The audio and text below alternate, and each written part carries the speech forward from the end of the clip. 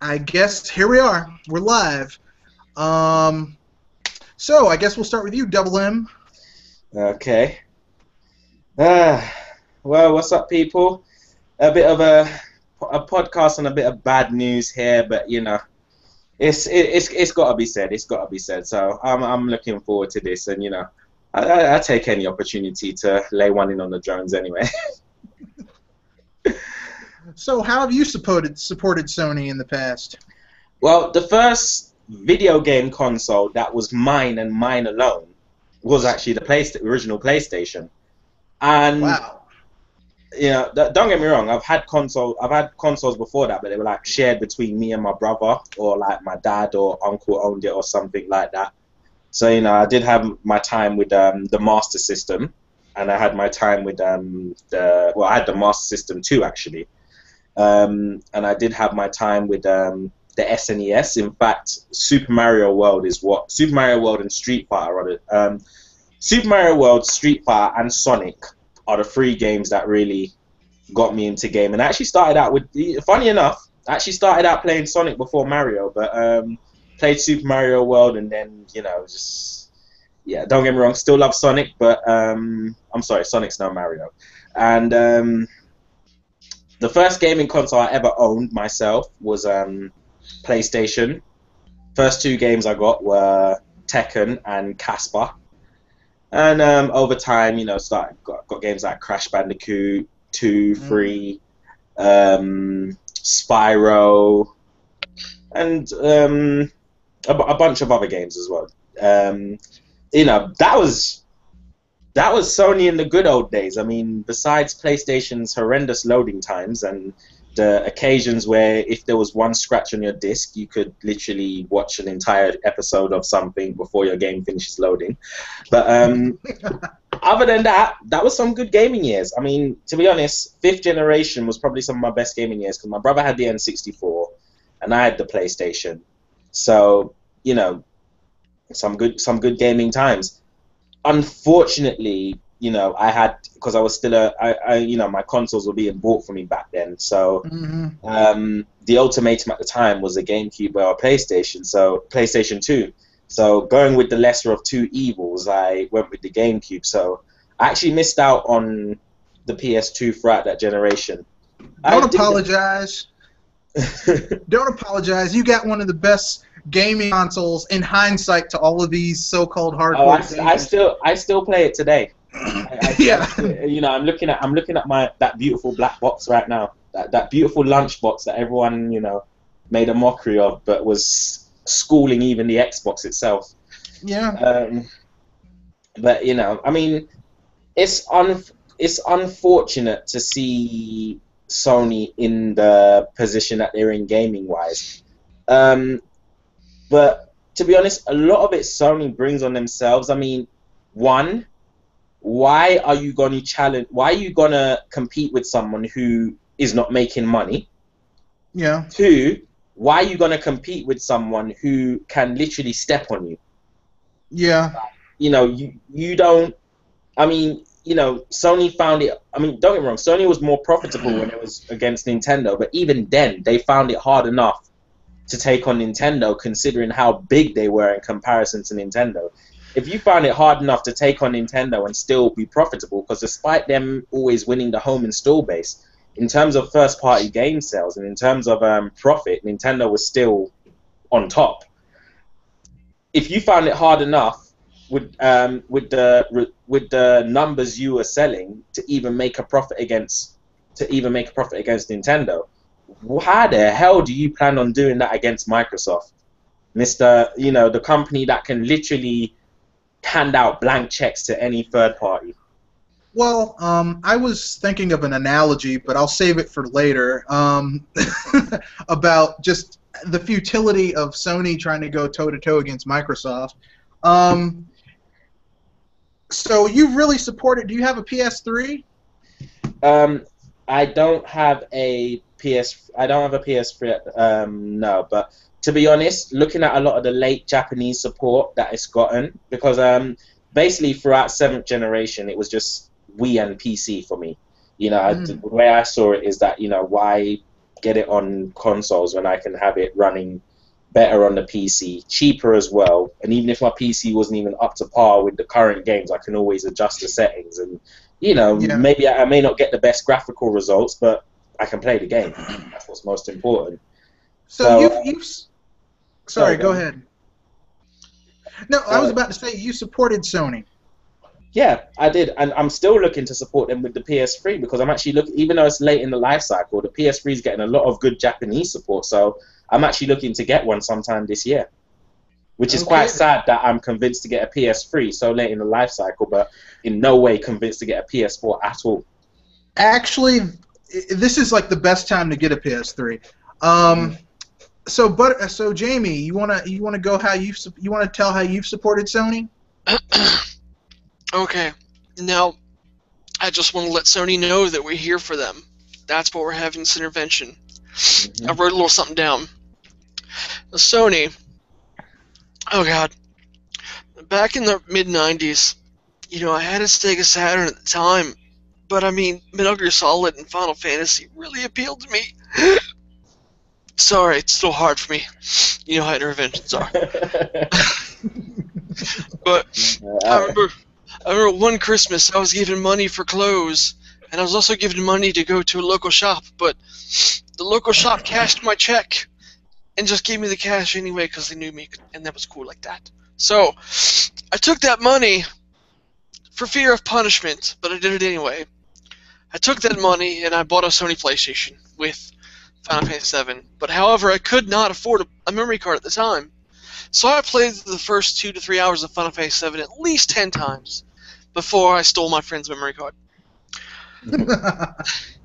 But they were and there's me thinking I was the only one who stole a memory card, but carry on. I think everybody stole memory cards. But okay, alright, hold on. Can I compose myself? Okay, breathe.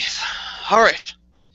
But many years of delightful gaming followed after that. Many hours of Xenogears and Metal Gear Solid and, you know, so many untold games I can't even remember right offhand. And then the PlayStation 2 came, and we had problems, Sony. You and I had problems. I did not like you because you made me break up with my serious girlfriend at the time, Sega. I was so angry about that. You have no idea. So it took me a few years to get over that, but I eventually forgave you, and, you know, got a PlayStation 2 towards the end of that life. And I did enjoy, you know, some of the games. Mark of Kree in particular gave me some good times. That game was really good. Yeah, it's available on PSN for PlayStation 3 for like $5. Okay, I'll sort that out when I get my PS3. But, you know, it can't always be good times, Sony. And again, you disappointed me. You know, it was difficult. You know, $599 US. Kaz Hirai on stage. Ridge Racer. Ridge Racer. Ridge Racer. And the fact that he said that with a smile on his face, just I fell out my chair. But it took me a few years before I could forgive you. And I had a nice big fat tax payday, and decided to pick up a PlayStation 3 on a whim. I enjoyed it for a good 6 to 8 months, and then I fell on financial hard times and had to unfortunately get rid of you. But a good 3 to 4 years passed, and I recently have forgiven you and picked up a PlayStation 3. But now, as the 4 releases, and I look back at all the boneheaded, stupid, freaking moves you've made, it's time, Sony. That's why we're here, because we love you. Mm-hmm. Okay, I guess I'll go next. I'm gonna be honest with you. I've heard from a lot of Sony fans. You don't have me on camera right now, but I'm doing air quotes when I say fans. I have supported Sony in the most direct way I could. I've given them money for products. Sony products? I bought Sony products. I got a PS1. I thought you meant Sony products in general. Yes, Sony home consoles. I have a Sony sound system in my bedroom that was top of the line 5 years ago. Yes, yes, yes. I spent $350 on a Sony product that I could have gotten from Philips or Panasonic for like 200. But you know, I didn't know at the time. I was supporting Sony because at the time I thought they were quality. But that's my ignorance. But anyway, I supported Sony's consoles. I got a PS1. I have over 100 games for that system. Wow. And I went even more old school than Jamie with the memory card. I got Final Fantasy. No, I got Dragon Quest 6, and I just kept it on all the time to play it until I finally got a memory card. The amount of games I had to play from the beginning. Well, I had to play certain games. I had to play from the beginning over and over again because I didn't have the memory card in the beginning. And don't let my mom come down into my man cave at the time. It was the basement. And turn off my system that I'd left on because I didn't have a memory card. Oh. Oh no, that wasn't I was just a kid, so you know, my mom just if I was playing too many games, my mom just took the PlayStation. Well, I was a kid too, but I mean, like we lived in a huge house and I had like a lot of space. But anyway, so then after the PS1 came along, I got the PS2, and I was like, oh man, the PS2. And you know, I'm a huge RPG buff, so I went where the RPGs were. And even though, you know, I had my Nintendo system because you know, I was Nintendo first. The RPGs were on the PS1 and PS2, and so I stuck with it, and you know, I have over 100 games for that system. And then I got a PS3. I didn't get it when it first came out because no way in hell am I spending $600 plus $50 for composite cables, so I can use the HDMI function. I'm a supporter. I'm not that much of a supporter. I think there was a lot of PS3s being played in standard definition for a good while. Oh yeah, because they were like, well, it's HDMI, but you need the cables, and the cables were like $50. Because initially you had to use Sony's cables, and Sony's cables were like $50. But I got one after they had a Black Friday price drop, and I got one because I had ran into some money. Someone had rear-ended me, and I sued them, and I got a decent amount of money.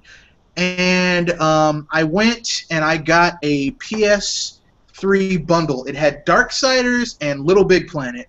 And the Little Big Planet was like the worst platformer I had ever played. Because when you grow up playing Mario and Donkey Kong Country, it's really hard to go to hear people say, "This is a great game," and I'm like, if you say so. Wait, here's the thing about Little Big Planet, because I'm a huge fan of the game.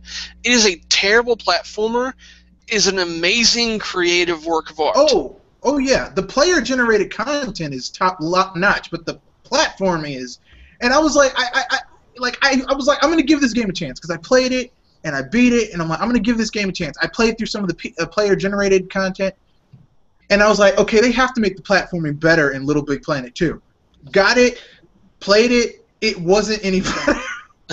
I'm like, my God, you can't fix this jump. You can't.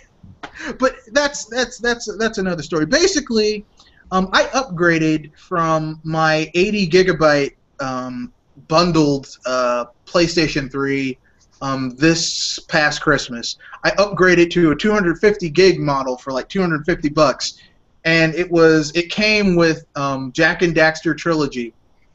And I was looking at how many downloadable games I had and how many physical games I had, and I counted it up because I was bored. And I was like, oh, God, I have 255 games for this system, and like 50 of those are first party. Oh, wow. I was like, wow, I have spent a lot of money on Sony, and I've really supported them, but why is it that I don't have the rose-tinted glasses to see that they are perfectly fine? But I basically, the thing that I was thinking about this, and the thing that hit me was Sony never got into the gaming business to make money from the games. Sony got into the gaming business to push their formats. They pushed the PS1 to play their CDs. They pushed the PS2 to play their DVDs. They pushed the PS3 to play Blu-ray. Mm-hmm. That's what they did it for. And the thing is and you know, everyone when Blu-ray won out, everyone's like, "Oh man, Blu-ray won." I'm like, does streaming make Blu-ray irrelevant now? I mean, because for $15 or whenever Netflix raises it, even if they raise it to $20, for $20 a month, I have access to all the movies I ever want to watch. Whereas if I paid like 10 or 15, $20, I get one Blu-ray. So I don't know. I think Sony won the battle but lost the war. They're like, you got to use Blu-ray. Yeah, but I have Netflix and Hulu. I mean, yeah, and then of course I don't know if you guys heard, but Sony apparently just invented 165 terabyte cassette tape. Yes, I saw that, and I was like, why? I mean, look. I'll be honest with you. I am a retro technology buff. I have a VCR. I have a record player. I have like a cassette player, and I think somewhere in my house, maybe in my attic, I think I still have an 8-track. But most people don't have that. I mean, do you know how many David Bowie remixes you could put on a cassette that size? That would be his entire. You could put his entire. You could put half of the music of the 21st century on that cassette tape, and you'd still have room for maybe the 19th and 20th century of music.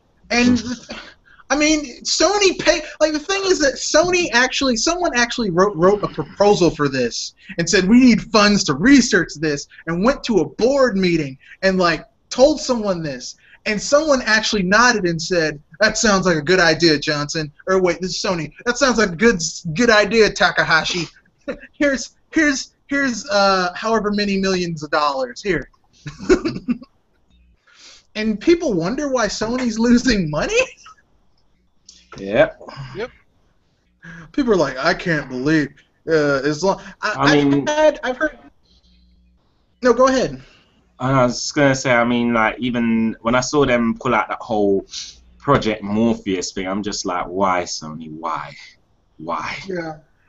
More stupid crap to strap to your head that's good. Like, extra. Like, here's the thing: if you have a peripheral and you can't make it cheaply, and it's just right in the box, what use is it? Because people don't want to buy a lot of extra crap.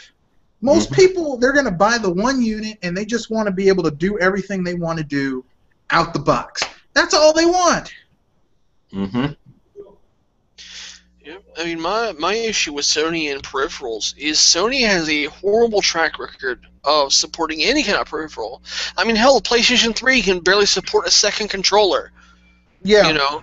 I mean, there's just not a lot to play two-player on that system as it is. And then, of course, they released the Move, which was, terribly supported. The Vita itself is terribly supported by Sony.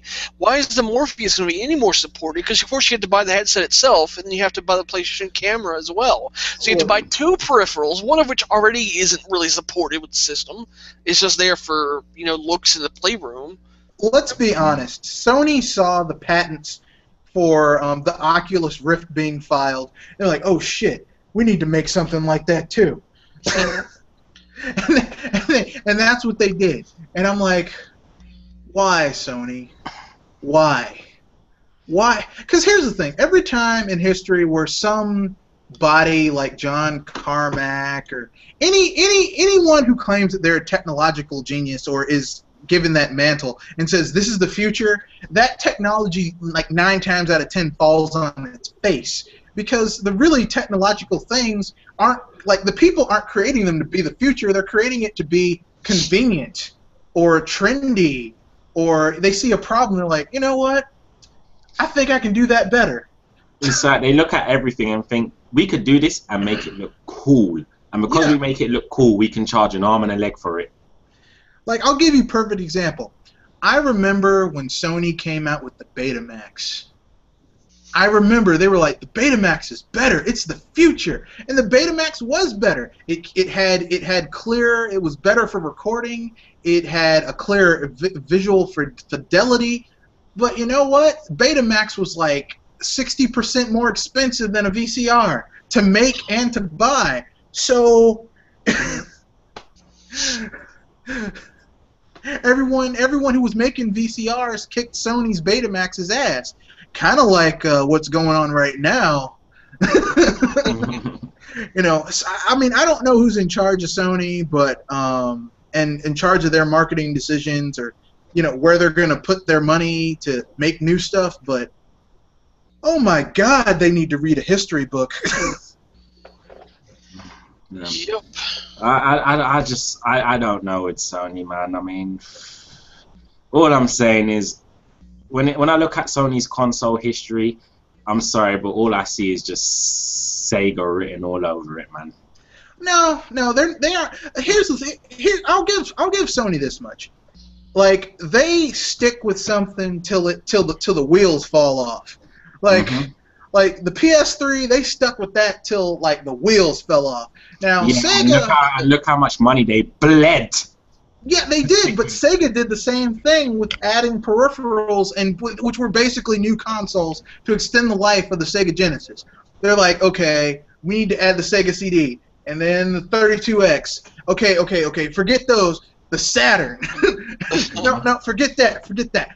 I mean, and you know, like I was talking with someone. I said, look, I'm just gonna be honest with you. Sega of America should have never had any real power over Sega whatsoever, because Sega of America brought down Sega. They brought it down. They really brought it down. They really, Sega of Japan should have been like Nintendo of Japan. Like, you know, I'm gonna keep you know how Nintendo of Japan keeps Nintendo of America in line, like so no one does anything too crazy. Well, Sega of America had the keys to the kingdom, and they were like, "We're gonna go crazy." Well, this is the problem. Like, you know, when you, this is the problem. When you're from like Japan, you should stick to doing things the way you know best. You know, don't try and, you know, and this is the problem with Sega, and it's the problem with Sony now. They're trying to be too much like the West, and in all honesty, everything the West does just tends to cause massive losses in money. You know, even you look at Western third-party developers, you know, they hardly make any money back on the games they're selling at the moment. That's true. And even you look at Microsoft, they bleed money to keep their Xbox going. I mean, granted, that money that they're bleeding is, you know, is pocket change. But yeah, you know, that the fact of the matter is they're losing money doing what they do. When Sony was more Japanese focused and we were getting more Japanese kind of orientated games, you know, they were brilliant. You know, Crash Bandicoot is one of my favorite IPs to this day. But, you know, why they sold it to Activision, who have done pretty much nothing with it, is beyond me. They did Crash of the Titans. They did Crash of the Titans and Crash Mind Over Mutant. And I actually had those games on the Wii. And, you know, they weren't Crash Bandicoot that everyone grew up with, but they were pretty good. It's just the thing is that the audience for Crash was on the PlayStation. Like, Crash was intimately, you know, involved with the PlayStation brand. So it's like the audience wasn't on the Nintendo console, and it wasn't really very well marketed, really, for the Nintendo audience. But it was a pretty good game. It was solid. It wasn't like Bomberman when Hudson went under and Konami bought it and basically turned Bomberman into I don't even know what the hell that game was, but it wasn't Bomberman. But I don't know, man. I mean, when I look at the PS3, it just, everything about it just makes it look like the Sega Saturn. I mean, if Sony didn't have the money to pulling from other divisions to keep it going, then you know it would have had. I think it would have had that similar 2-year fate, because if you look at the PS3, it took around 2 years for it to get off the ground. Yeah. And it was plagued with pretty much the same problems the Saturn had. So I'm just looking at the PS4 now, and I hate to say it, but worst comes to worst, that could end up being the Dreamcast of today. I could see it. I could see it happening.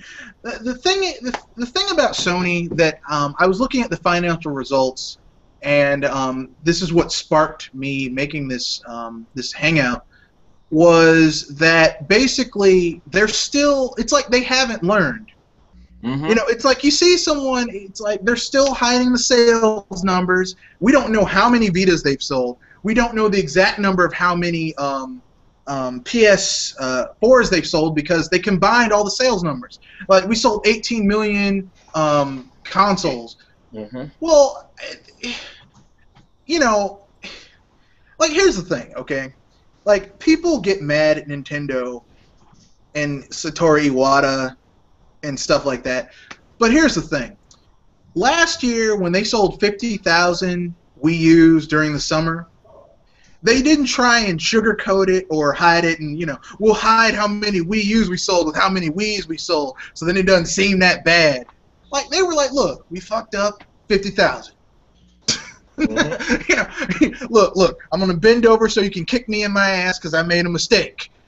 I mean, that's how you when you F up like that, you gotta be a man, and you're just gonna have to take that punishment. Mm-hmm. But Sony is still,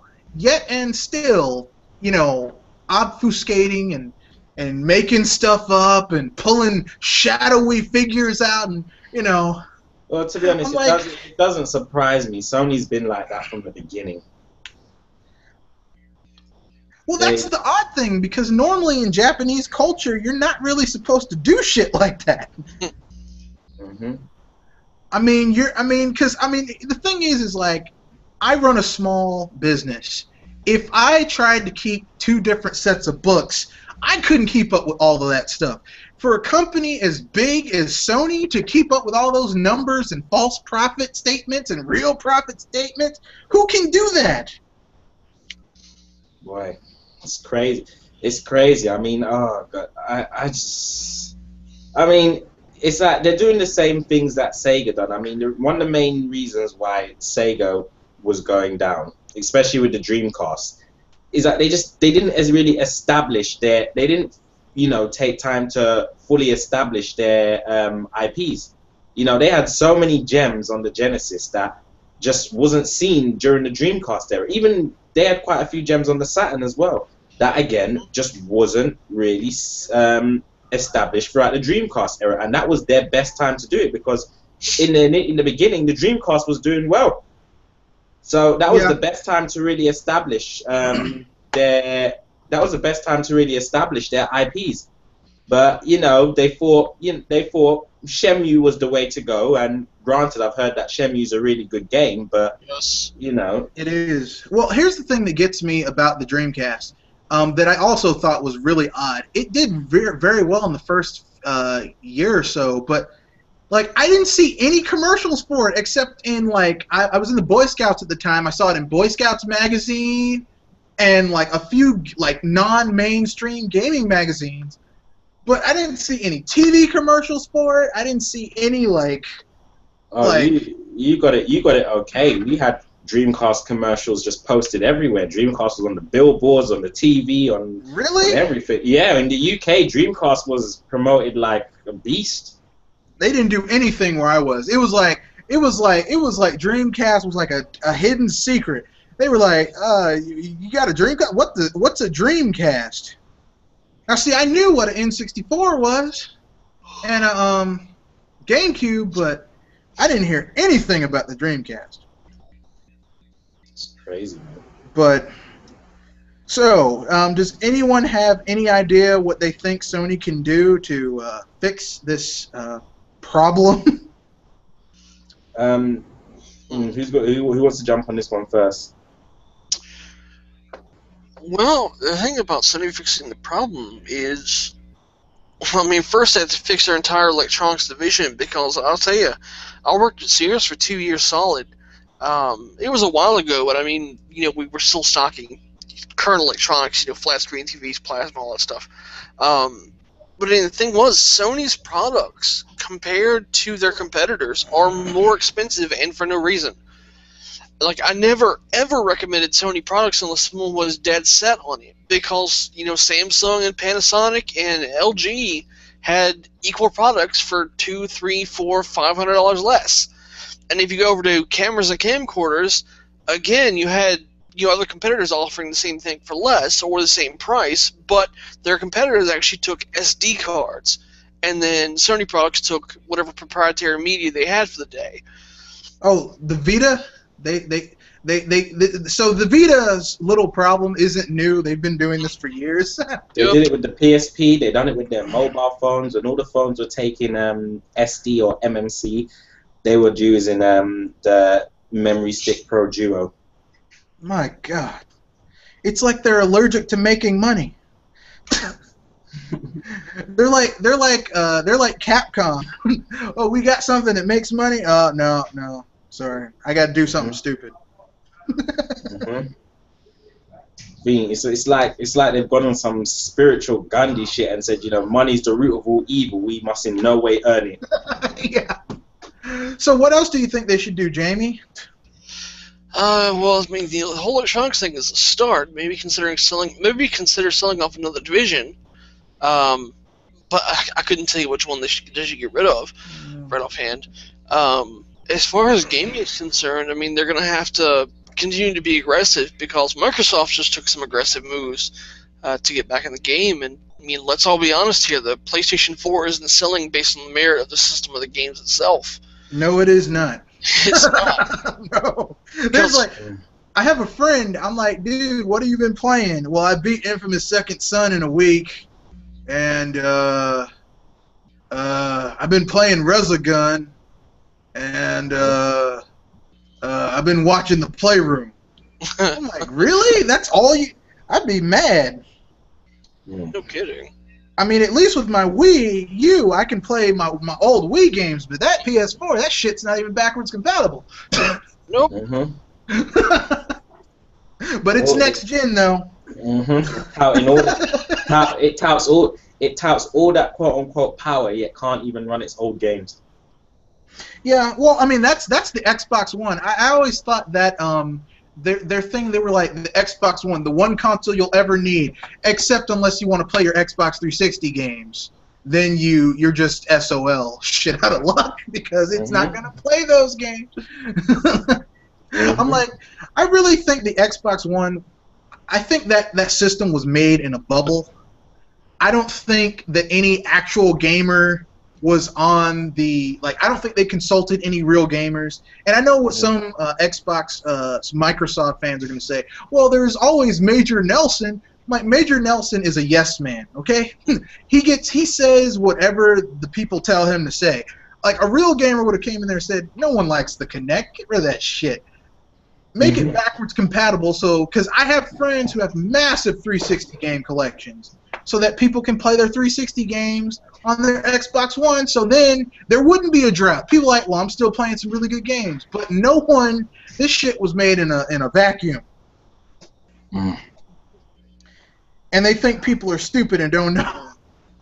I mean, I give Microsoft some credit. I mean, they're actually, it's almost like they're, in some aspects, it's almost as if they're trying to take a few pages out of Nintendo's books, because they're actually trying to, even if they're not that great to start off with, they're actually trying to bring new IPs, and they're actually they're trying to boost up their first party lineup and stuff. I mean, even when I look at the way the console's designed, it just looks like a giant Wii. It looks like a Wii that has just had a mega mushroom. And they'll be called brilliant for it, but when the Wii came out, Nintendo was just stupid. I like how that anything Nintendo does, everyone's like, oh, they're ignorant, they don't know what they're doing, and then someone copies it and it's brilliant. You know what? Since we're just on this topic, let me go back to the Dreamcast here, because I remember vividly from this time, because I was such a huge Dreamcast fan, and at the GameStop I worked at, I was actually the top Dreamcast salesman in the state. So, I remember during this time, there were constant doom and gloom articles about Sega, in particular. Game Informer, before the Dreamcast even released, had a, let's just say, an explosive cover that had a Dreamcast nestled among a pile of dynamite saying, you know, ready to explode or something along those lines.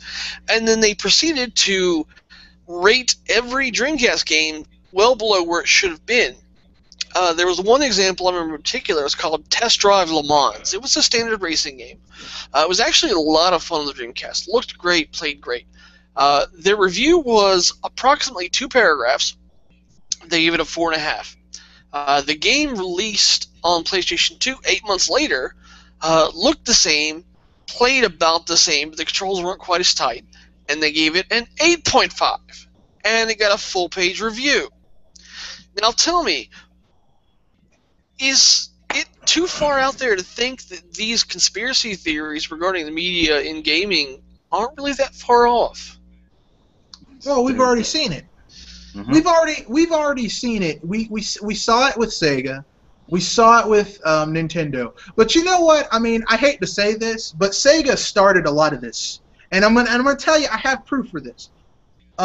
People have been going over that book that they're making, that Sony's now making the movie about, where Sega said we're gonna brand Nintendo as Kitty, as we got a guest.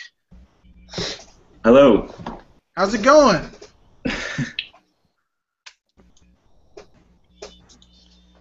Are you there, sir? I'm just waiting for Jamie to finish. Oh, okay. I think I finished. No, I was just saying that like Sega said that they would brand Nintendo as Kitty, and Nintendo, Nintendo. I mean, I'm gonna give Nintendo this much credit, like. They don't tend to be as like I don't think Nintendo, even if they had a console that it was as powerful as the PS4, the Xbox One, would have made a stupid little video like Sony did last E3, just like kicking their opponent while they're down on the ground. Like, I don't think they would have done that, but I mean, Sega started this with that whole Nintendo's Kitty and Sega does what Nintendo don't and all that stuff. I mean, when it came back and bit them in the ass, I don't know, man. Maybe Sega should have focused on just making really good games and maybe working on that sound chip. Because I remember, I got a Genesis right now. I have 2 games, same like Aladdin for the no, not Aladdin, Street Fighter for the Genesis, Street Fighter 2 for the Sega Genesis, and Street Fighter 2 for my SNES. And I'm telling you, I cannot play that game on my Sega Genesis. It's just, oh God, oh Jesus. I mean, people like to complain about that Super Nintendo sound chip, but some of the best like music I've heard in games came from that sound chip. Like, and it sounds really good. That's true. I mean, can I apologize for my lateness? And also, I've been having technical difficulties. So. No, man. We know stuff happens. It's Google. This is Google and YouTube. We know they're not perfect. I had to install a bunch of stuff to get in here, so, but I've got a Mac, so that's my problem, I think. But yeah, I mean,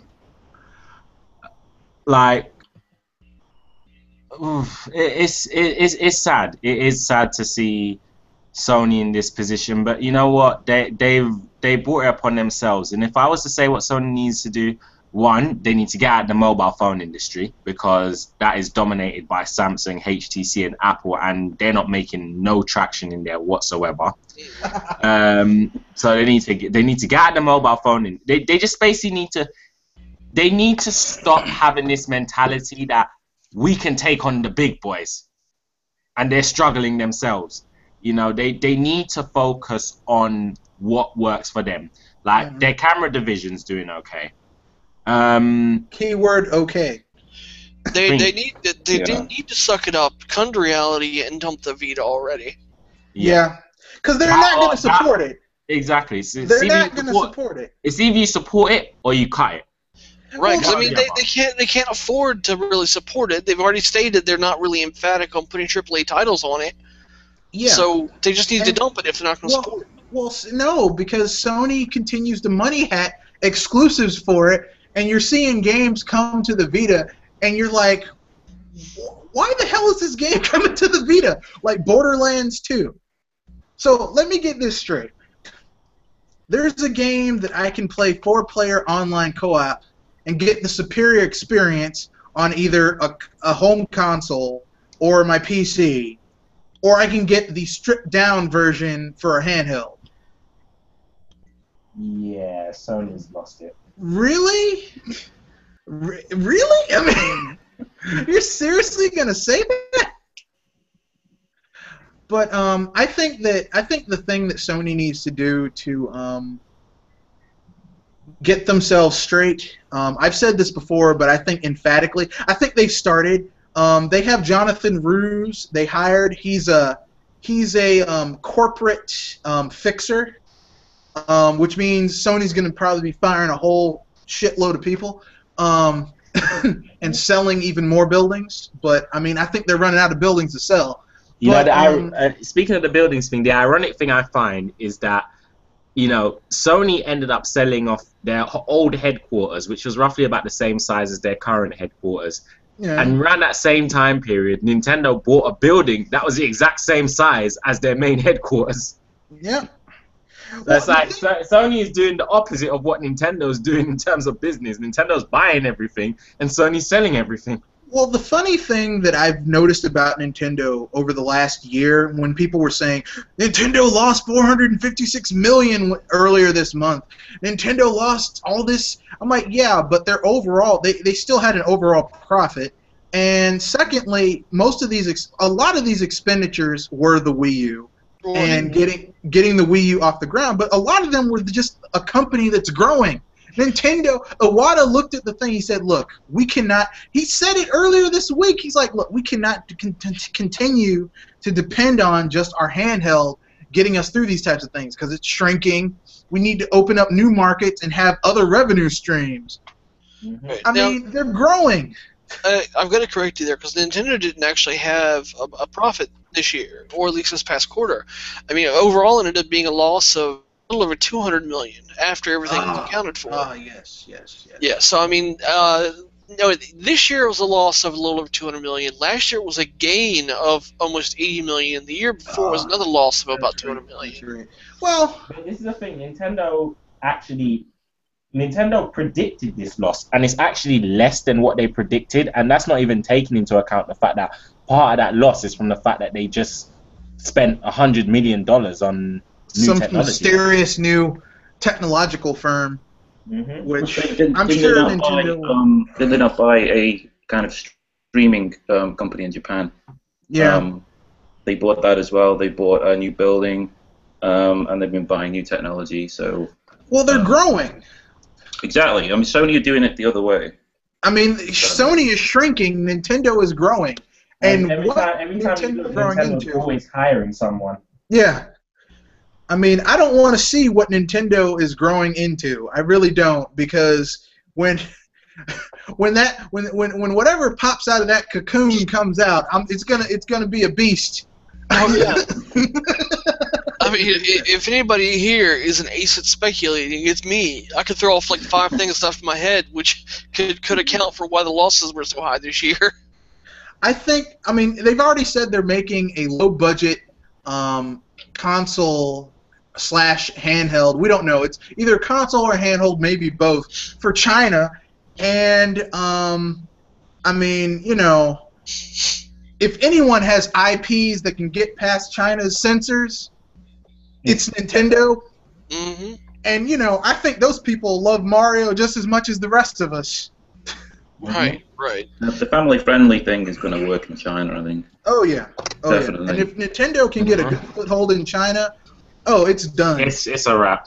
It's done. I think people underestimate, you know, the potential Nintendo has in China, compared to Sony and Microsoft, yes, so they're allowing Sony and Microsoft to also enter into China as well. But with all the restrictions China are putting on, I can't think of one game that both Sony and Microsoft really have that can really push them through that area. Whereas Nintendo, they have a whole list of IPs that can actually just punch their way right through China. Well, Microsoft is the dude bro shooter console, but the thing is like games like that aren't really allowed to sell in China. So, I mean, Microsoft would have to really put some real money into producing, it's Microsoft. I take that back. Microsoft is going to have to pay someone to make some games that are really China friendly. Because, frankly speaking, whatever they do, I hope it doesn't involve any more Rare IPs. Because if I have to see Rare get hoard out anymore, I'm just gonna I can't take it anymore. I can't. Well, first things first, I'd say for Microsoft, they need to find a way to get through Japan first, because that ain't happening. Look at the numbers that the Xbox 360 done in Japan. I mean, they were abysmal. Didn't they surpass that in like a year? The 360 numbers. Mm-hmm. Yeah. The Wii U destroyed it in like a year. That's how bad the 360 was over there. Exactly. It's shockingly bad. No. But you know what? I would love to have the Xbox Japan guy's job, because he totally fails at his job, and he's still getting paid. That guy's like, we sold 100 consoles this week. Yeah! We're going out to the bar. Karaoke! Let's go murder a song. Made enough money to buy a few beers. They actually have an Xbox Japan president. He has an office. This guy has a building. He has a building. I'm shocked. I'm like, seriously? Here's how I know that Sony can't go toe-to-toe with Microsoft. Look, they have a guy who is in a market that Microsoft knows there's no way in hell they'll ever take over. But they have to have a dude to show his face, and he gets paid. He has a staff of people that's in a building, and he fails at his job every year over year. For how long has the Xbox 360 been out? 7-8 years? Yeah. He probably has a lot of paper failing for almost a decade, and he still has a job. My God. I wish, Sony can't afford to do that. I wish I had that guy's job. I wouldn't care if Microsoft's failing as long as I'm getting paid. Yeah. He's like, hey, how many Xbox we sell? You're gonna laugh. We sold 360 this quarter. Oh! It's our lucky day. Let's go. That's two more from last quarter. Yeah. I'm like, doubled. One quarter they sold 256. I was like, how the hell? Who are buying these Xbox? I think they're mostly expats in Japan. Because when I went to Japan when I was in college for a semester, no Japanese student I knew had a 360. Saw a lot of PlayStations. Saw a dude who was a shut-in who had a huge SNES collection. Never saw an Xbox 360. I didn't think they existed over there. I didn't see them. But does anyone have any other ideas that Sony might need to? They need to get Crash Bandicoot and Spyro back from Activision. They don't have the money for it. That's true. They don't have, look. That money's gone.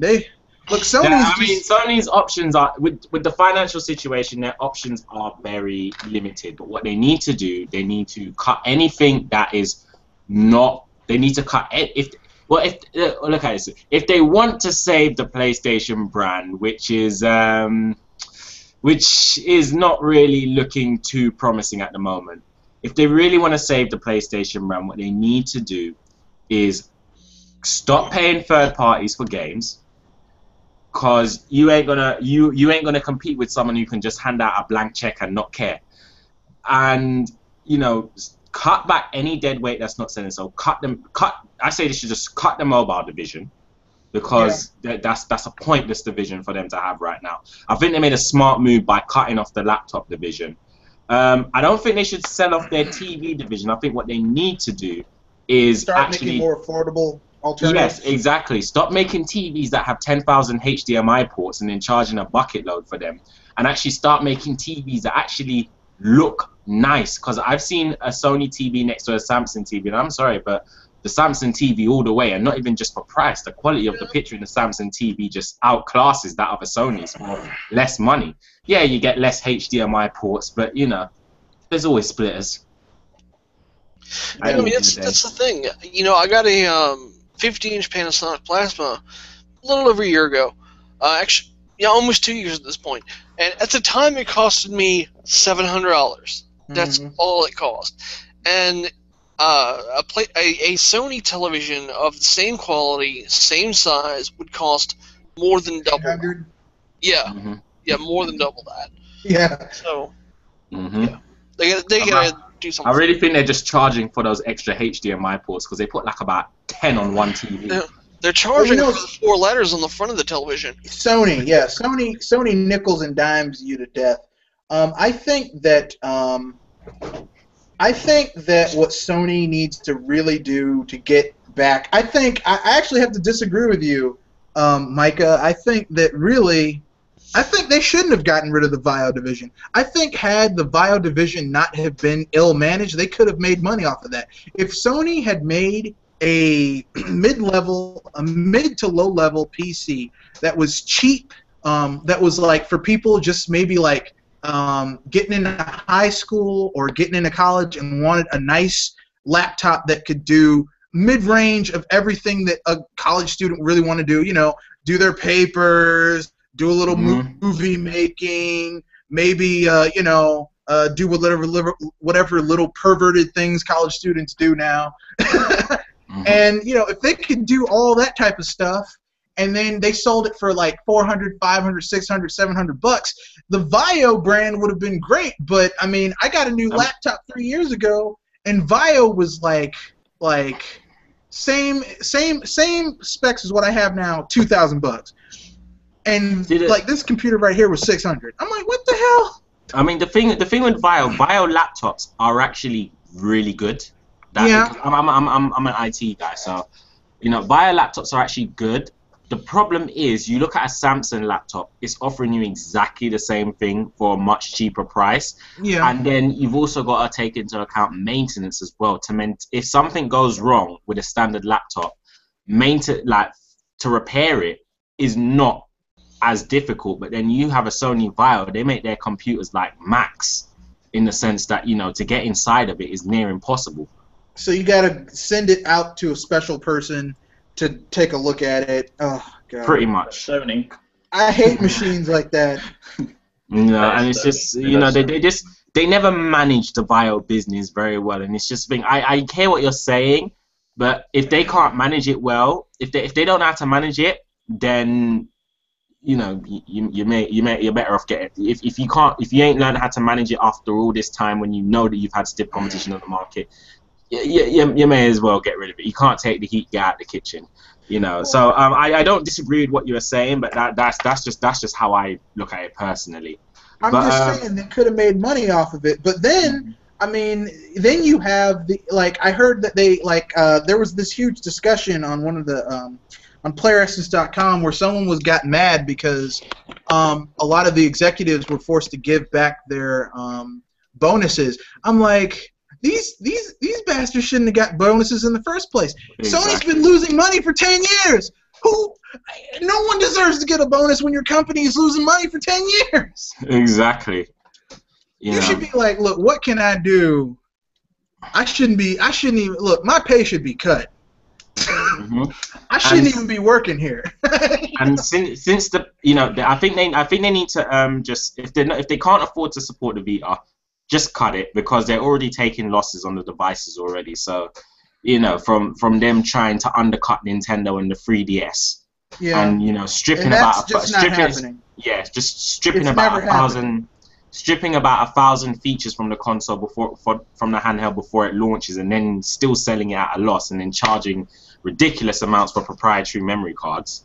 Well, the sad thing, the sad thing about the Vita is that, like, Sony was never, like, here's the thing. History is filled with dozens of handhelds that were more powerful than what Nintendo had out on the market at the time, that whatever Nintendo had just rolled over. So, I mean, I don't know what Sony thought, that they were special, you know? I mean, they're like a dude who goes out with a girl that everyone's like, hey, man, she's not discerning. She goes with everybody. And Sony's like, I'm different. I'll change her. And then it's like, no, sorry, no, she's still acting like that. But I'm different, baby. No, you're not. No, it's still, no. You ain't changing her. And the sad thing is, from a technological standpoint, I think the Vita is the best gaming device that Sony's made. But it is. It's just it's unfortunate what the fate of it has to be. But I say, if you're not going to support it, don't waste time losing money on it. Just cut it. And then, you know, with the PlayStation brand, I think they need to, you know, if it is making money, spin it off on its own brand and stop bleeding money from other divisions to keep it going, and spend less time focusing on high production value games that turn out to be nothing but interactive movies, and actually, you know, get your put more effort into your Japanese development team. You know, let the Japanese team actually make some good games. And also as well, like some of them more other franchises like Jak and Daxter and stuff like that, you know, put more focus on them. Put more focus on the IPs that define you as a gaming platform, and less effort into doing what the typical Western person does and just pump money into all these high production values, and you never make a return on them. So it's just like, you know, people say that, like people will bring up games that Sony has that have sold like, you know, over 1 million or more and stuff like that, and it's like, yeah, that's all good, but how much money did they make back on it? Not very much. Exactly. So, you know, they need to reevaluate if they want to keep PlayStation going. Like I said, separate it from the rest of the Sony division and just reevaluate what works and what doesn't work at the end of the day. You know, like, take a page out of Nintendo's book. Even if you have to swallow your pride and cut, even if Yoshida has to swallow his pride and go up to Iwata for some advice or whatnot, you know, do that if you have to. Like, don't continue to watch yourself losing money, because at the end of the day, Sony is a corporation, and it's gonna get to that point where the shareholders come in, and they're gonna when it's gonna get to that point where corporate takeover takes place, and when the shareholders come in, you know, and decide what's best for the company, it's gonna be it's not gonna be pretty. If they see PlayStation's bleeding money, if they see that PlayStation is the main source of them bleeding money, then, you know, don't expect to see PlayStation to be around any longer. Well, it's time for me to ask the big question. The question that's been going through everyone's minds. At least I think it's been going through everyone's minds. Now, we heard when Satoru Iwata and Nintendo have been going through their troubles that Iwata should be fired. Now, Satoru Iwata is coming off a period where he was knocking it out of the park with the Wii and the DS. So, you know, maybe 3 years of rough times, you know, maybe he's got a little bit more leeway left to go. Now, with Sony, we're talking 10 years of losses, billions of dollars, year over year. At least $1 billion year over year. In some years, it was more than that. For the last 10 years, should Shuhei Yoshida and Kaz Hirai, and as a matter of fact, most of the senior management at Sony keep their jobs. Thoughts? I think Yoshida is okay to stay. You know, I think I don't know much about him, but I think he kind of more has a better understanding about the Japanese culture, and would be more willing to embrace it in order to help their PlayStation, because remember, he's just in charge of the computer entertainment section. So I think he would I think he would be a good asset to stay in order to help bring the PlayStation in order to bring the PlayStation brand back up. So I think Yoshida's okay to stay. As much as he likes to troll on Twitter, I think he's okay to stay. Kaz Hirai, get rid of him. Just the man's an arsehole. Get rid of him. I've said that. Not the creator of River Ridge Racer. No. Since E3 2005 or 2004, I've said the man is an arsehole. And he seriously, the fact that he's even president of Sony, and what he's doing to get rid of him. Kick his ass out of Sony right now. I mean, he's just, Iwata's misfortunes, they haven't been as big as people made out. They've been fairly small. And considering the success that he's brought Nintendo to successes that Yamauchi could have only dreamed of. And, it takes years upon years of huge business failures to really be considered of being fired, because he hasn't really been doing that bad at Nintendo. He hasn't been doing the best he could, but it's not like he's necessarily been doing terrible. Kaz Hirai has been doing absolutely appalling. He's been running that company into the grave, and he's been doing it for years upon years upon years. I mean, even when you consider when PlayStation first even started, PlayStation's been bleeding money since the dawn of its existence. I mean, granted, it hasn't been as bad as it is now in the PS3 and during the PS3 era, and now during this era as well. But even so, PlayStation's been bleeding money from the beginning, and Kaz Hirai hasn't helped the situation. And so, when you've had that many years of bad performance, your integrity as a leader in a company starts to be in question. And for me, it's been in question to the point where, get that fool's ass out of it. Get that fool's ass out of Sony right now. You're insane. Don't you know Michael Pachter said that Kaz Hirai is a great leader? Don't you know Michael Pachter is retarded? Yes, I do know that. Oh, what do you think, Jamie? I don't think I really have anything to add to that, to be honest. He said it so well. Yeah. Matisfaction, what do you think? I think basically, I think the biggest problem has been Microsoft. I mean, they've just basically come in and kind of split the market, as it were. And I think Sony were kind of getting away with it with the PS2 for quite a while. And I think they just got to, like you said, just take a leaf out of. I don't know, make a leaf out of Nintendo's butt and kind of try and. I don't know about keeping people on. I think something's got to change, and they've got to start running it like a business instead of instead of just kind of trying to. An empire.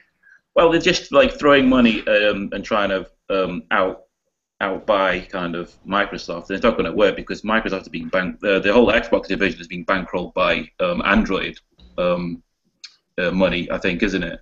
Mm-hmm. The $2 billion that they're losing, it's getting covered by royalties from Android. That's so what Microsoft they're claiming, Microsoft can afford to God money. Yeah.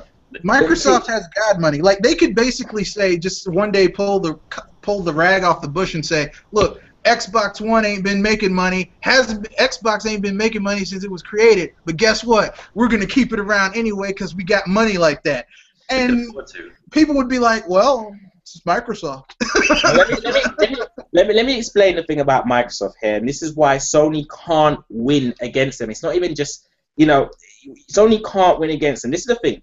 There's a harmony in the gaming industry between Nintendo and Microsoft in the fact that Microsoft has the power with money, Nintendo has the power with games, and Sony's just kind of stuck there trying to, before they were trying to keep up with Nintendo, and they were doing all right.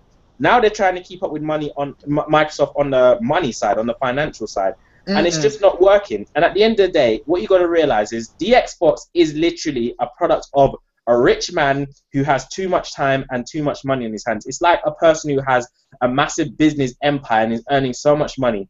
And one day he's just bored, he's walking down the street and he sees a for sale sign on a restaurant building. He says, I wonder what it'd be like to run a restaurant. And that person doesn't necessarily care that they're losing money from that restaurant because they're making all the money back from the rest of their business empire. They're just doing it just to see what it's like.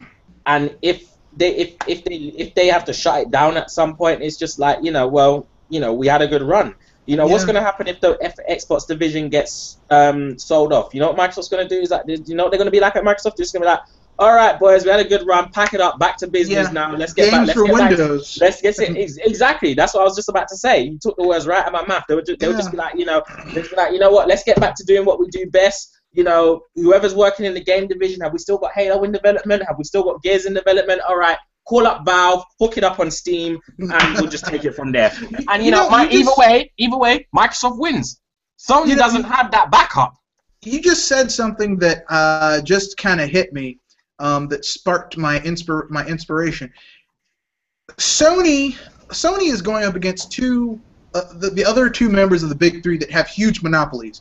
Like Microsoft has a huge monopoly with their OS. Because, and I know a lot of people are going to say, well, Windows sucks. Look, Windows may suck, but I have like 200-something games on my Steam account, and I downloaded Ubuntu, the Steam OS on a second hard drive, and I booted that shit up. Only 15 of my 200 games are playable in my Steam OS. Okay?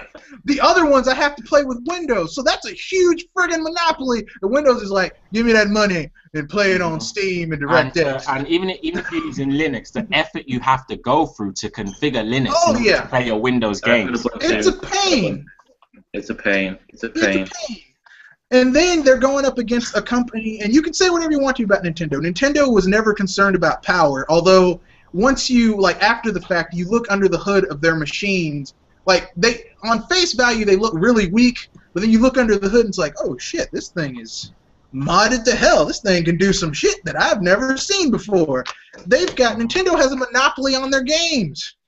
Mm-hmm. No one makes games like Nintendo. No one makes Marios or Zeldas. And furthermore, if they usually make profit on their consoles as well. And even if they do take a loss, it's usually a small loss that only lasts for a short period of time. Case in point, the Wii U has only been out for a year and a half, and already it's making a profit. Look, like I said in one of my videos, the ass whooping is going to begin May 30th. May 30th, Nintendo is going to be whooping some ass. But at least Nintendo is letting people know that they're going to be kicking some ass. They gave everyone like a month's notice. They're like, look, May 30th. Look at all these ads. We're letting you know the ass whooping is coming. We're not just going to jump you in the alley or something with a brick. And you see, this is the thing about Nintendo that people don't realize. When people take the idea that Nintendo says they're not good at competing and seeing it as if that, Nintendo's scared of Sony and Microsoft. No, people need to understand the language of business. You can't, in the language of business, there are certain things you can't just say outright. Otherwise, it could affect your reputation as a company. And when Nintendo says they're not good at competing, they mean that they can't go up against Microsoft. They're not going to try and go up against Microsoft because they're not stupid. They know they can't win. Not Microsoft money against their money. Exactly. As much money as Nintendo has, they don't have Microsoft money. And they know this. What they do have are some of the most valuable, well-beloved, and recognizable IPs in the business. And, Sony's trying to compete with Microsoft. Even if you look at Microsoft, they're trying to do things, they're starting to do things in a more Nintendo-like fashion these days. This time with the Xbox One, they've got to make money, or they're going to seriously think about maybe selling it off. And I said at the beginning of this generation, I said one company is going to drop out. It's going to be Sony or Microsoft. I'll tell you right now, I'd put some money on that bet.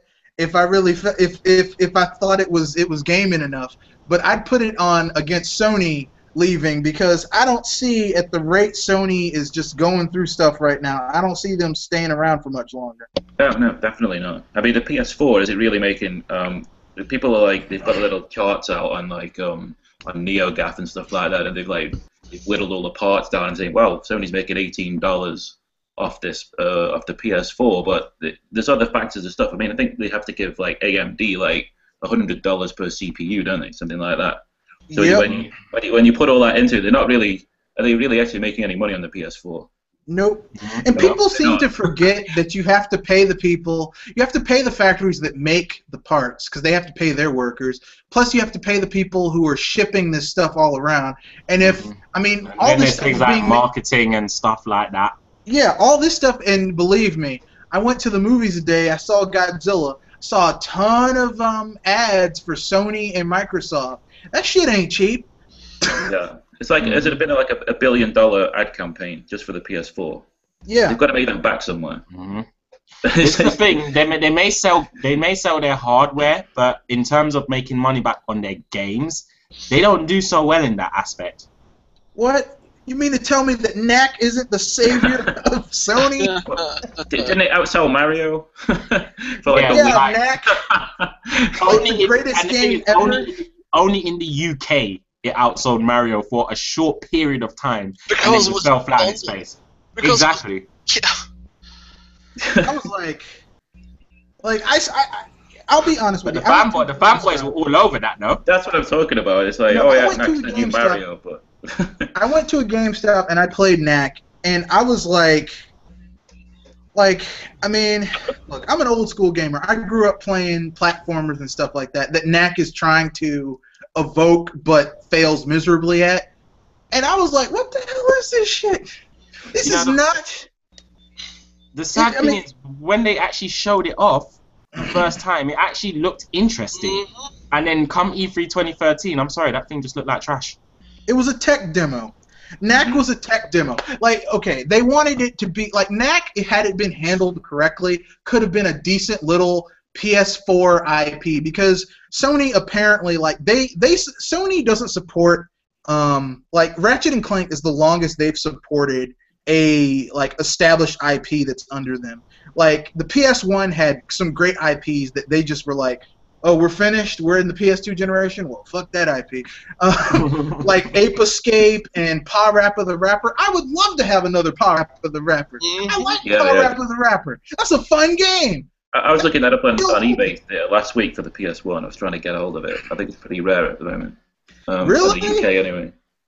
And for some reason they won't make it available on the PSN. Like if you put that on the PSN, the sequel, the shoddy sequel. Thanks a lot. Thanks a lot, Sony. You give us the sequel to a game that we love, but not the sequel's terrible compared to the original. But that's another story. I guess it's my turn to talk about should Shuhei Yoshida and all the senior management be fired. I agree with Double M06.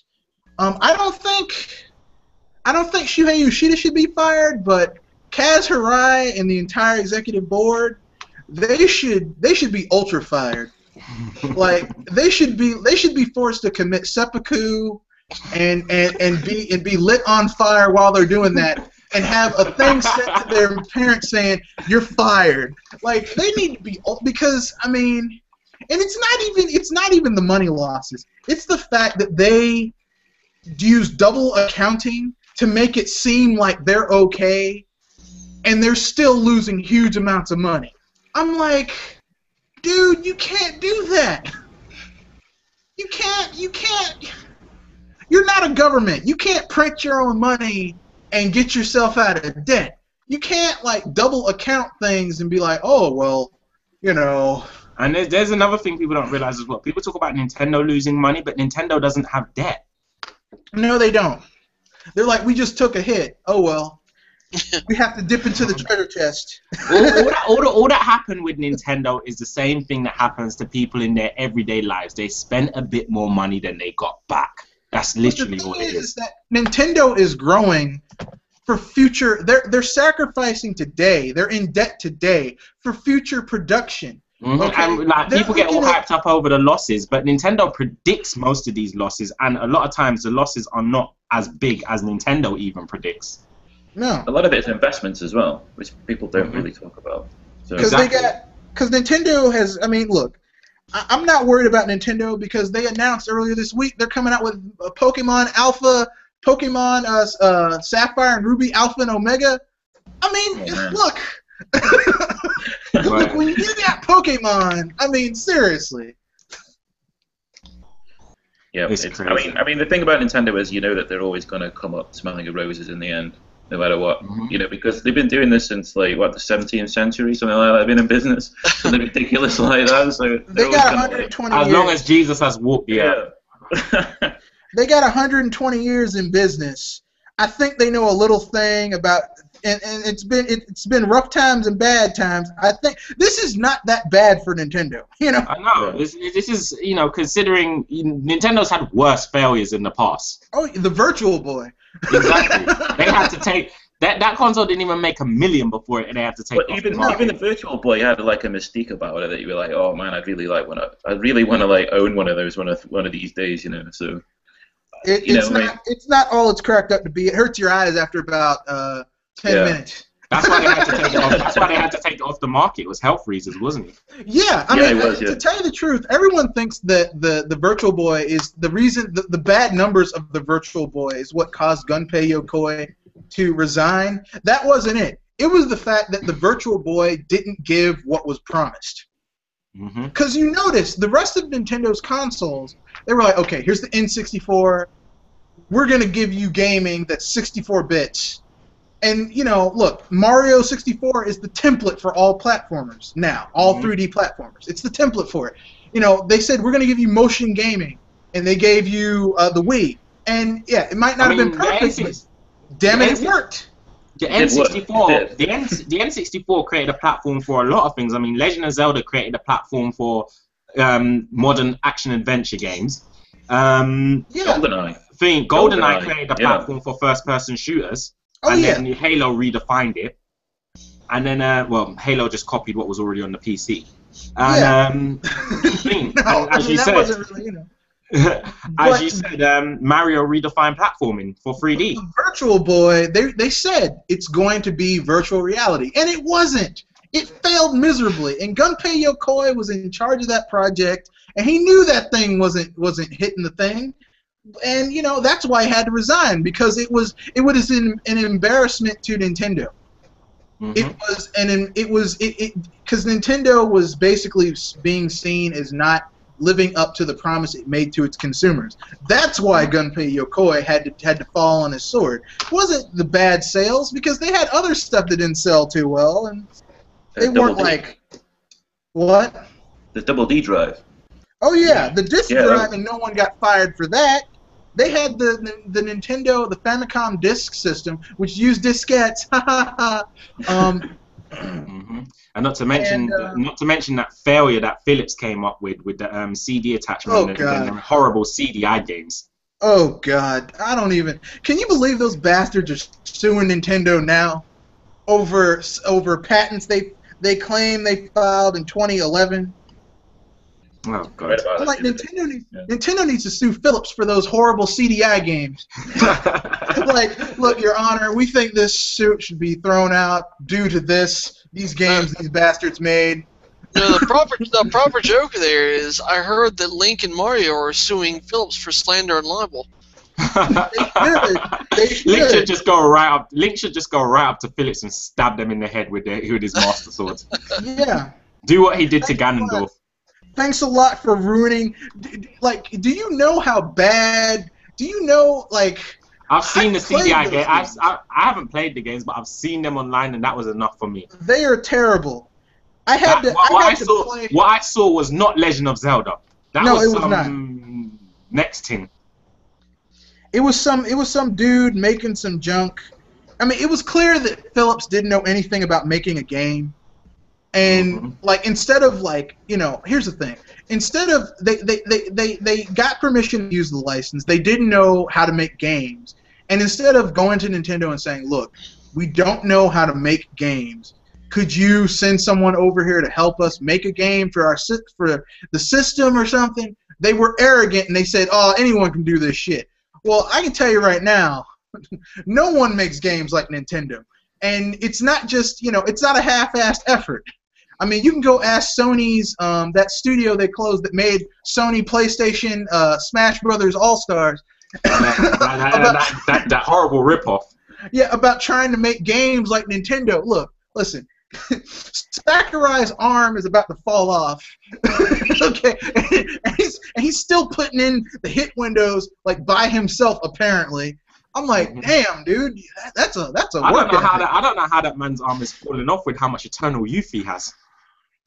I don't know either. I think he's been drinking snake blood.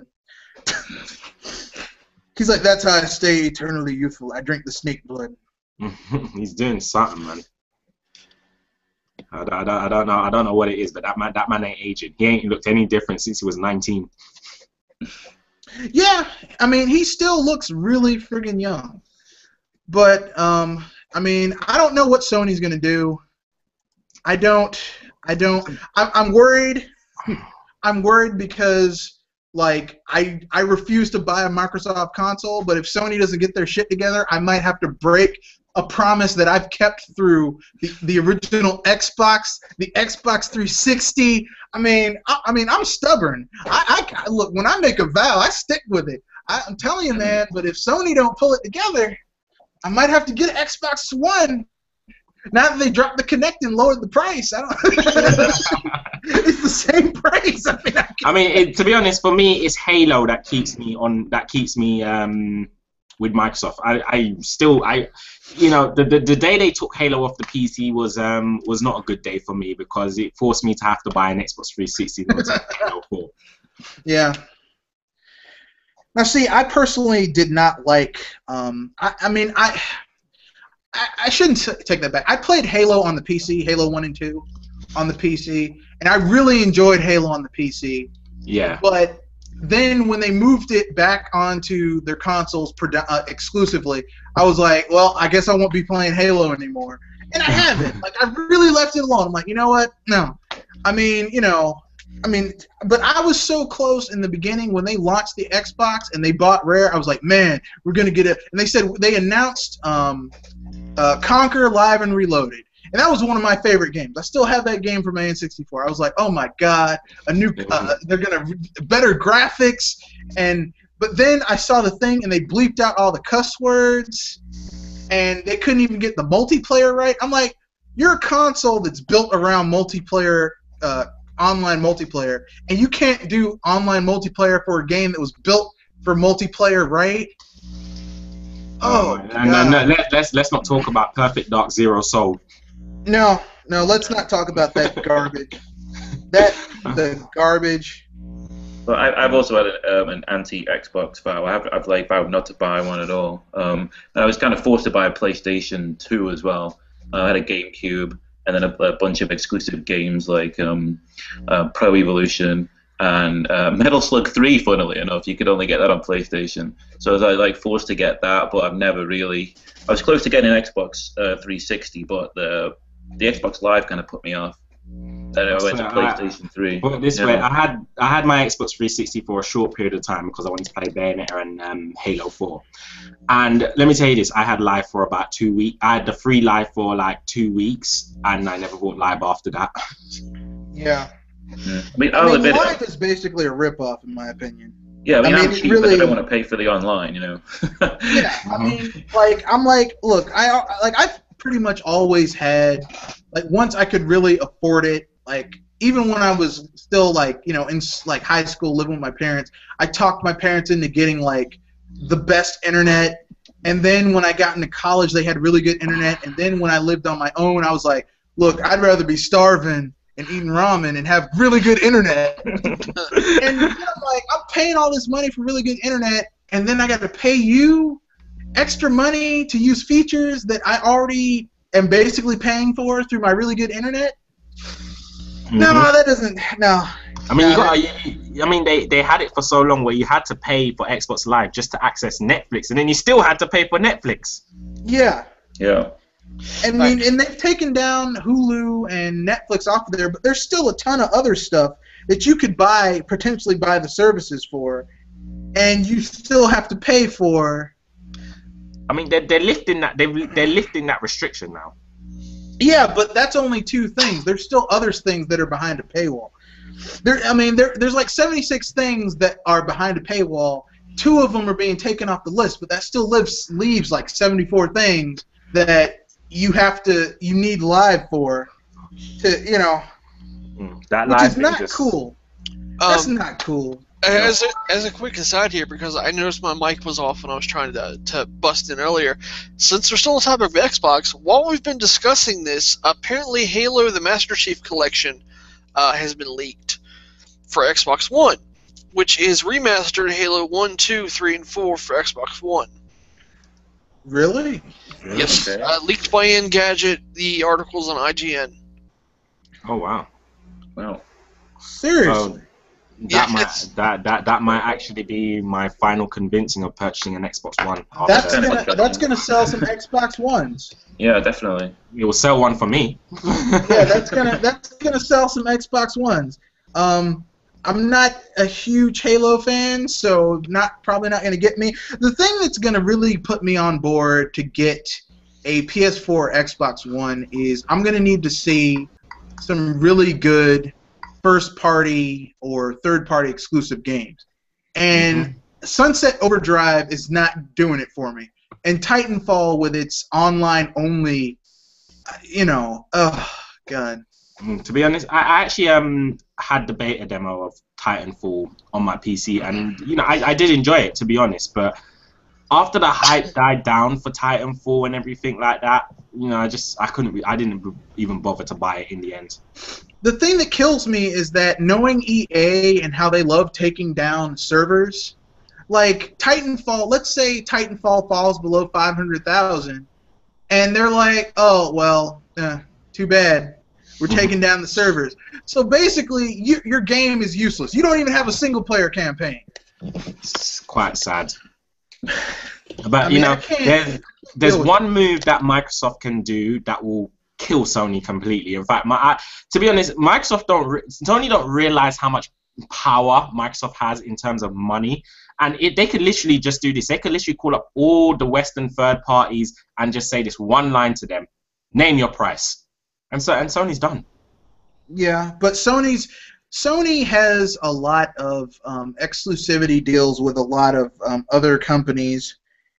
And those companies have built an audience on Sony's platforms. Like, Square Enix has built an audience on Sony's platforms. Like, they don't really sell on anything else at this point. Which is why I was mind-boggled. They do sell on Nintendo platforms because the Kingdom Hearts games have done very well on the handheld. Square Enix doesn't want to go back to Nintendo, even though the best games that Square has ever made and will ever make, apparently to anything they've been making recently, was on a Nintendo platform. But they're not going to put any quality games on a Nintendo platform. And when they do bring a game over, it's an MMO, because that's so smart. I mean, I think it's just stupid how they have this massive fan base on the Nintendo side, but yet they put their games on a Microsoft console. Yeah. I don't know what happened between between Nintendo and Square Enix, it was Squaresoft back in the day. Between Squaresoft and Nintendo, but it's like someone from Nintendo slept with someone from Square Enix. Slept with someone from Square Enix's wife or something like that. It's like Squaresoft came home one day and saw Yamauchi jumping over the back fence, naked. and opened the food and looked at the futon and was like, "Who was in here?" "No, it was Yamauchi." "Oh, I'm gonna kill you. I'll never be on your system again." But I think we actually should go into now the fan base, Sony's fan base. Oh God. And how they are part of Sony's detriment right now.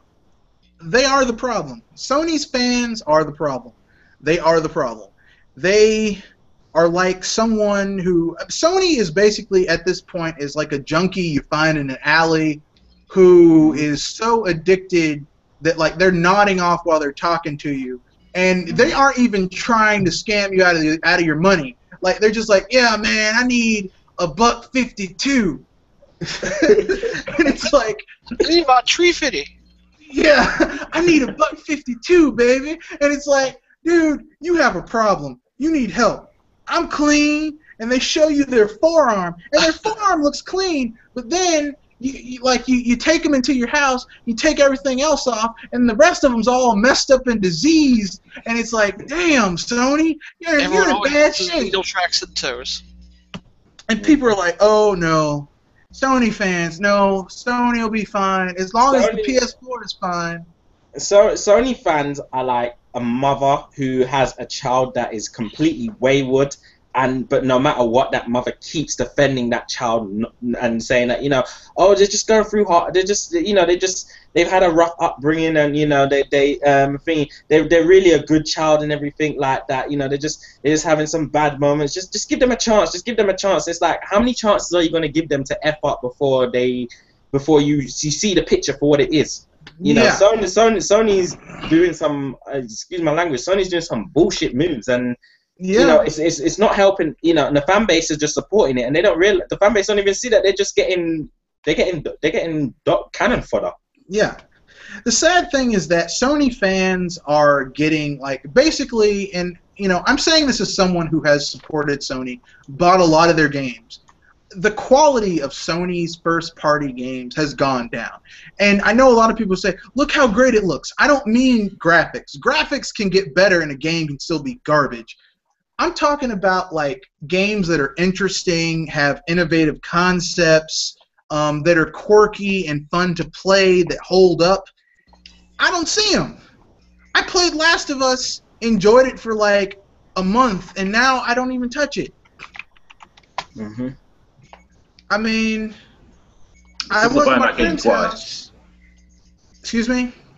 People are buying that game twice as well. Yeah. The remastered edition. They're going to play the remastered, ultra remastered edition, which is the same damn shit that you had in the last edition, only the graphics are a little bit sharper, and Sony can charge you full price for it again. Mm-hmm. And that game came out less than a year ago.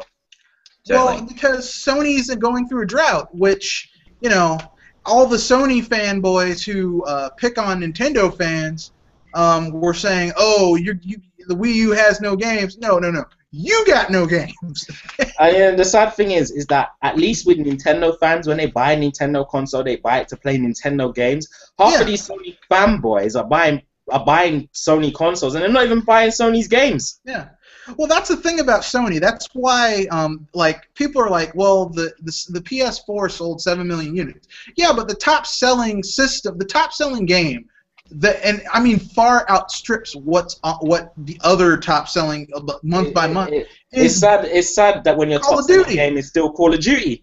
It's Call of Duty. So the only people really making money hand over fist on Sony's platform is Activision. Mm-hmm. This could be an entire podcast. Why are Microsoft and Sony so bent and bound to perform trade oral favors to third parties for games, but repeatedly, they'd make more money if they actually put some time and energy on their own IPs, but. Mm-hmm. At least with Xbox, with the few IPs they have, at least their major ones actually sell. Yeah, they've got Xbox, they've got Halo, and Forza. Yeah, they got Halo and Forza, and Gears of War. And what? Gears of War. And Gears of War, but Gears of War is. They bought it. They bought the rights to it, making it exclusive. But Gears of War was never as big as Halo, so. Yeah. Oh God. Sony has nothing. Well, they have that racing game, Gran Turismo. That's about all they have now. And I forgot the one game that's gonna save them, because I'm saying this as a Sony fanboy, is Ridge Racer. Ridge Racer. Yeah, I'll tell you what, Kazurai shouldn't be fired. They should remove him from his position, give him a team of developers, tell him, look, we need a new game for the PS4 to sell this shit. We need a Ridge Racer XRX, and that's what you need to make, Kaz. That's what you. I would laugh so much if Kazurai came on stage and did that again. Well, shoot. God, this is the thing. Like, people keep saying about, Sony's outdoing Microsoft. Sony's selling more than Microsoft, stuff like that. And the thing about it is, you know what Microsoft are looking at and saying that, you know what Microsoft are doing when they see that? They're just looking at it and thinking, oh, Sony sold more units than us. Who gives a fuck? We're rich. Exactly. Exactly. And here's the thing: Sony's still bleeding money out the ass. So it's like, I mean, you know, you're like they're winning the battle, losing the war. Exactly. We sold 7 million units. What's the top selling game on your console? Is it first party or third party? Third party? Well, then you ain't making no money, are you? No, Zach. We sold 7 million units. Yeah, but those 7 million units are sold at a loss. What's 7 million times nothing? We owe people money. But Sony fans, they jump on you if you mention this. I know. They're It's like you say one thing wrong against a PS4, and it's like blasphemy. You don't know what you're talking about. Sony built this industry. I've touched it. The thing that makes me angry about Sony fans is that they like to pretend like Sony built the industry. Like, video gaming didn't exist before the PlayStation got on the scene. And I'm like, it's like you're ignoring like 3 entire generations of consoles before Nintendo saved it. But then if you want to go even further, it started with Entertainment Channel 4, or was it Channel 2 or something like that. It was this weird home console, and then which eventually morphed, you know, Atari and ColecoVision got into the scene. I mean, there was shit before Sony got into the party. And Sony wouldn't have even been around if it wasn't for Nintendo. Oh, no. People the reason why, here's a little thing why I don't get too mad at Sony, is that awesome sound chip that made all those Super Nintendo games sound so awesome was made by Sony. So I'm not, you know, look, I understand Sony, you know, I mean, look, some of the best games, the best soundtracks I've ever heard, and sound is very important in a game. Yes. And I don't know, the Sony...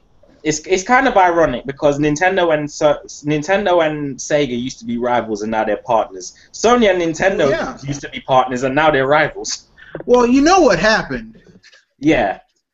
Because they were like, we need, any games that are on our disc-based platform, we get all the profit. We get the profits, and we reserve the right to use the IPs. And Nintendo was like, fuck you! But I've said this before. If Sony could have an IP like a Mario or a Zelda or a... well, they had a Donkey Kong, which was Crash Bandicoot, because even if you read up on the interview when even if you read up on the old interview when they were when Jason Rubin had some sense, when he was talking about when they created Crash Bandicoot, he literally said that they wanted to recreate Donkey Kong in the third person. And when you look at Crash Bandicoot, even down to the music, it is pretty much an exact replica of Donkey Kong, just with new faces. Yeah, but here's the thing, okay?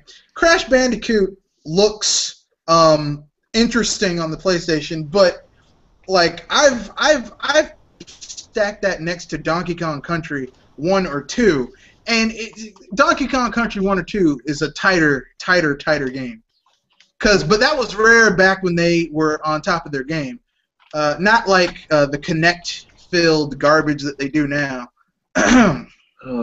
You know, I think Nintendo should just buy the rights to Crash Bandicoot and give it to Retro to develop it. Can you imagine a new Crash Bandicoot game with Tropical Freeze type graphics? That would be an interesting game. Would Activision sell it though? That's the problem. Although they're not doing nothing with it. That's the sad thing. And it vexes me. If Titanfall bombs, they might have to sell it. But it vexes me because you know they're pumping 500 million into Destiny, but like they're not doing nothing with Crash Bandicoot, and Crash Bandicoot's one of my favorite IPs, and it's just sitting there up in Activision's office, just rotting away. Well, I mean, to be fair, like Activision bought it because Sony like came to their office and got on their knees because they needed money. Because remember, like Sony was gonna have a projected loss that year, like a huge projected loss, and they sold Crash Bandicoot and I forget some other IP that they used to have like exclusivity about. and like, because they needed the money. I mean, Sony is like a junkie selling shit from out of their house because they need the money to cover their fix. Yeah.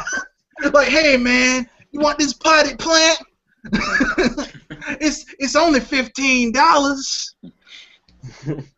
They literally looking like that guy from Don't Be a Menace when he comes out. He's like, yo, I got these cheeseburgers, man. That's Sony. Hey man, got me. Come on, man, help a dude out, man. It's like, dude, Sony, you need help, man. Seriously. Yeah, Sony needs a slap. The fan base needs a slap. Kazurai needs 2 slaps with a DualShock 4 controller and a copy of Ridge Racer. Yeah. Well, I mean, look, listen. I think it's about time we start wrapping this up. But before we do, does anyone have any last topics they want to hit? No, I think we pretty much went through it. Yeah. Okay. So I guess we'll sign off and call it a day. All right then. Who wants to go first? I'll sign off first. As usual, it is this. Check out my channel, Double MM06. Check out the DGC for Gamers playlist. And as usual, play your games, enjoy your games, and have fun. And Sony, get your shit together. Butterworth. Alright, Jamie Butterworth here. Be sure to check out my channel, Butterworthy, where I talk about things and play video games and all that fun stuff. Whatever I find Butterworthy. Never mind. I messed my entire thing up. So, hey, check out my channel. It's good stuff. That's all right, Butterworthy. We know your Butterworth is high. It's over 9,000. That's a heavy butter right there. I have a channel. I'm going to be using it soon once I've got the hang of this Hangout thing. So stay tuned. I'm going to be doing something with a friend of mine, if he can get the time. I'm going to be doing a podcast kind of thing. We're going to call it the Palcast. It's going to be about European gaming and how it differs from everywhere else. So stay tuned for that. Hopefully we can get something like that sorted. So, and that's pretty much it. Thank you. And also, one more thing I'd like to say. If you want to check out some good, if you want to check out some good shitting on these Sony fanboys just for a laugh, yeah, definitely check out my channel. Yeah, I saw your ponies vid. That really, Yeah, I can see them getting mad, especially at the end with Kazurai's face on that little pony. So mad. I could hear a thousand screams, but that was just the Sony fanboys shitting themselves. I guess I'll sign off now. This is Mr. Red Fox. As you know, my channel is about primarily Nintendo news, but I also hit on Microsoft and Sony. Keep on gaming. Okay, then. That's the end of this podcast. You guys have a good day.